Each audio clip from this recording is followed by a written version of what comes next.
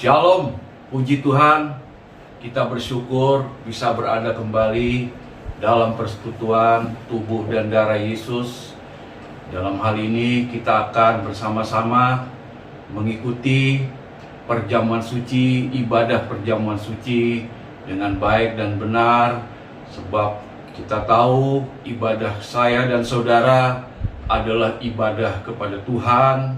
Jadi biarpun bagaimana, dimanapun saudara berada, biar kita dapat mengambil sikap yang baik dan benar untuk kita dapat menghormati, yakin bahwa Tuhan ada dimanapun saudara mengikuti ibadah ini. Tuhan menolong kita semua. Untuk itu baik kita akan bersama, lebih dulu kita akan berdoa sekaligus dalam doa untuk bersekutu dengan tubuh dan darah Yesus. Terima kasih Tuhan, kami bersyukur pada kesempatan ini Engkau sudah menolong kami untuk kami dapat bersama-sama mengikuti ibadah perjamuan suci pada setiap bulan awal.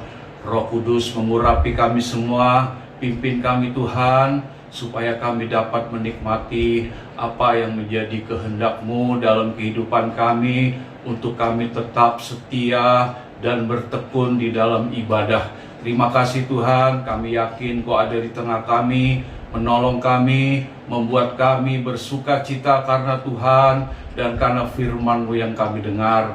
Terima kasih pekerjaan setan, iblis, roh jahat yang mengganggu ketenangan kami dalam kami bersekutu kepadamu. Kami patahkan dalam nama Yesus. Dalam nama Yesus, Tuhan jamah kami semua dan layakkan kami untuk bersekutu dengan tubuh dan darah-Mu Yesus dalam perjamuan suci ini.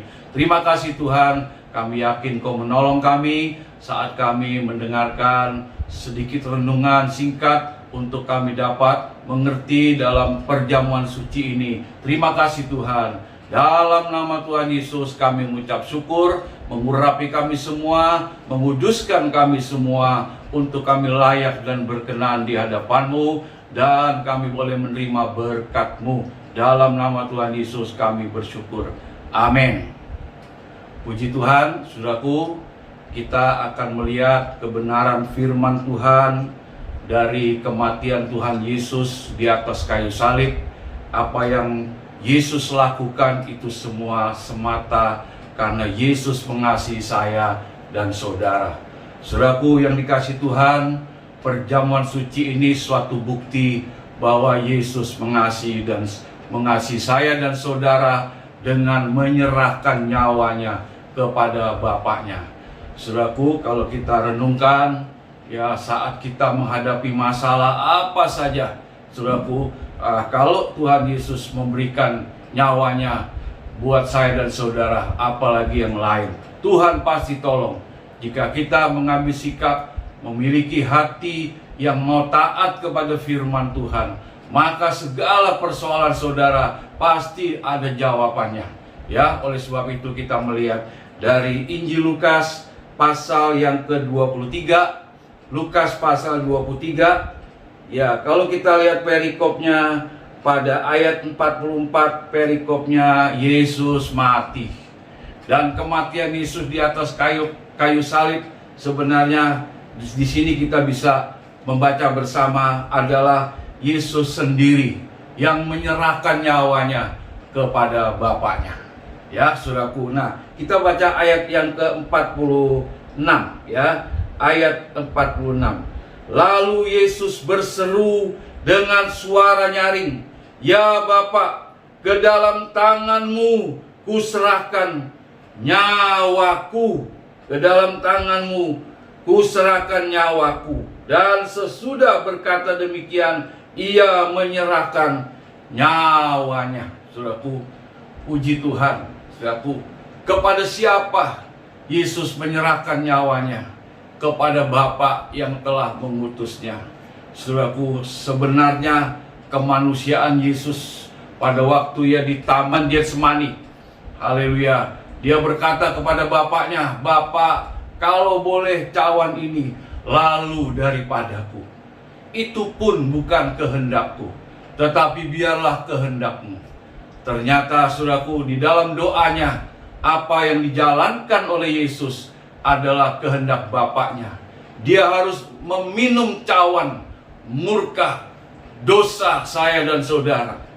Karena apa? Karena di sini kita bisa melihat dalam kebenaran firman Tuhan dari ayat lain. Ya, di mana Yesus walaupun dalam kemanusiaannya, dia saudaraku berada di dalam satu ketakutan dalam Injil Lukas pada waktu Yesus di Taman Getsemani. Saudaraku, dan dari ketakutan itu Yesus semakin bersungguh-sungguh dia berdoa. Dan ini memberikan teladan buat saya dan saudara. Kalau Yesus saja yang adalah Tuhan, yang memiliki keilahian, juga memiliki kemanusiaan, saat dia menghadapi ketakutan, dia lebih bersungguh-sungguh lagi berdoa. Saudara bisa lihat di situ dalam Lukas pasal yang ke-22. Ya, Lukas pasal 22 itu pada waktu Yesus di taman Getsemani. Saya bacakan saja ayatnya. Ya, ayat yang ke-44, ya. Lukas 22 ayat 44. Ia sangat ketakutan dan makin bersungguh-sungguh berdoa. Peluhnya meneteskan seperti titik-titik darah yang bertetesan ke tanah. Saudaraku, luar biasa bagaimana penderitaan kemanusiaan Yesus, sungguh luar biasa, saudaraku. Tetapi yang menjadi suatu teladan yang harus kita ikuti, kalau Yesus saja, saudaraku, menghadapi kenyataan atas kehendak Allah, saudaraku, dia tidak main-main. Ya, saudaraku, inilah kasih Yesus, tidak main-main. Sebelum dia menyerahkan nyawanya di atas kayu salib, dia lebih dulu berdoa supaya apa, saudaraku? Supaya di situ kita melihat bahwa apa yang dijalankan oleh Yesus adalah kehendak Allah, walaupun dia harus menyerahkan nyawanya, yang pada akhirnya dia menyerahkan nyawanya, saudaraku. Dan yang menjadi suatu contoh buat kita bahwa Yesus saja dia mengalami tekanan yang begitu berat, ya, dia lebih sungguh-sungguh lagi berdoa. Nah, inilah saudaraku yang perlu kita teladani. Artinya kita harus sama dengan apa yang Yesus lakukan saat kita menghadapi, saudaraku, tekanan berat, ya, ketakutan apa saja, saudaraku, kita harus terus untuk tetap berdoa, yakin, ya, jangan sampai, saudaraku, bagaimana apa yang kita alami, ya, kita tidak berada pada apa yang Tuhan mau, yaitulah jatuh ke dalam pencobaan. Dan saudaraku, sebab Yesus pada waktu itu, ya, dikatakan pada ayat yang ke-45, ya, Lukas 22 ayat 45, lalu ia bangkit dari doanya dan kembali kepada murid-muridnya, tetapi ia mendapati mereka sedang tidur karena duka cita. Malah sebaliknya, muridnya tidur. Ya, padahal, ya, bagaimana Yesus, haleluya, mempunyai kerinduan mengajar murid-muridnya, langsung, ya, saudaraku, dipraktekkan oleh apa yang Yesus inginkan, supaya muridnya mengikuti teladannya, tetapi kenyataannya tidur. Ya, dalam pengertian tidur secara rohani, ya, tidak berbuat apa-apa, tidak mengerti apa-apa, itu rohani yang tertidur.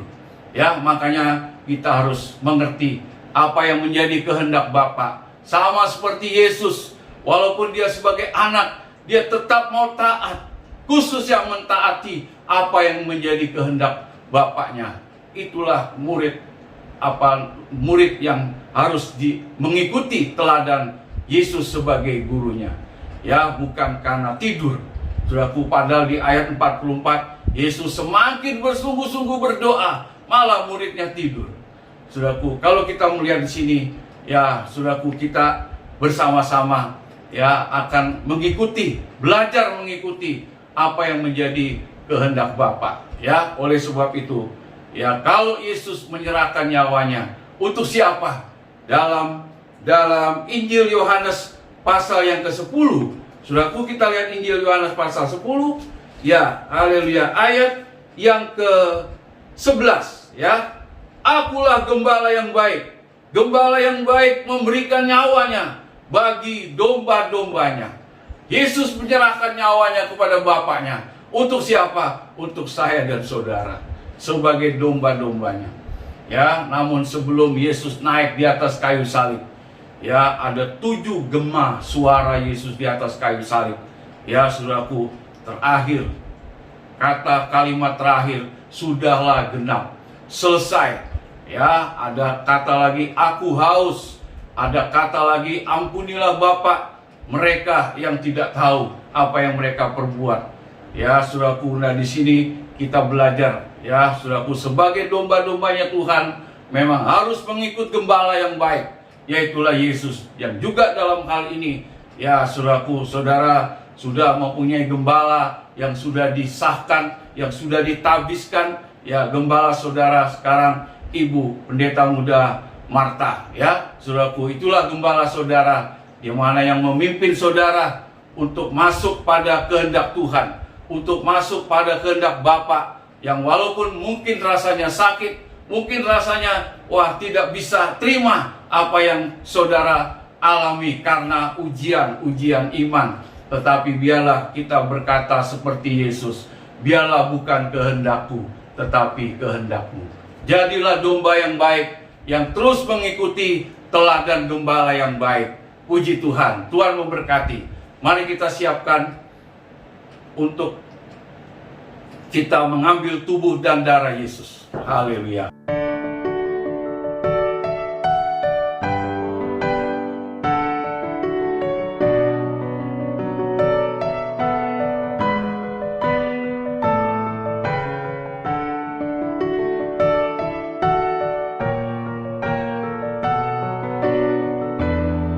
Mari kita pegang roti di tangan kanan kita, angkat jauh lebih tinggi dari kepala kita, dan dengarkan firman Tuhan. Sebab apa yang telah kuteruskan kepadamu, telah aku terima dari Tuhan, yaitu bahwa Tuhan Yesus pada malam, waktu ia diserahkan mengambil roti, dan sesudah itu ia mengucap syukur atasnya, ia memecah-mecahkannya dan berkata, inilah tubuhku yang diserahkan bagi kamu, perbuatlah ini menjadi peringatan akan aku. Mari kita akan mengakui bersama, bukankah roti yang kita pecah-pecahkan bersama adalah di dalam persekutuan dengan tubuh Kristus? Amin. Mari kita makan dalam nama Tuhan Yesus.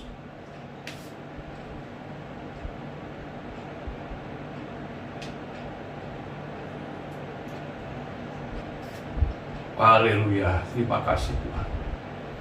Kita angkat cawan jauh lebih tinggi dari kepala kita dan dengarkan firman Tuhan. Demikian juga ia mengambil cawan sesudah makan lalu berkata, cawan ini adalah perjanjian baru yang dimeteraikan oleh darahku. Perbuatlah ini setiap kali kamu meminumnya menjadi peringatan akan aku. Haleluya. Mari saudaraku, kita akan mengakui bersama. Bukankah cawan pengucapan syukur yang atasnya kita ucapan syukur adalah di dalam persekutuan dengan darah Yesus? Amin. Kita minum dalam nama Tuhan Yesus.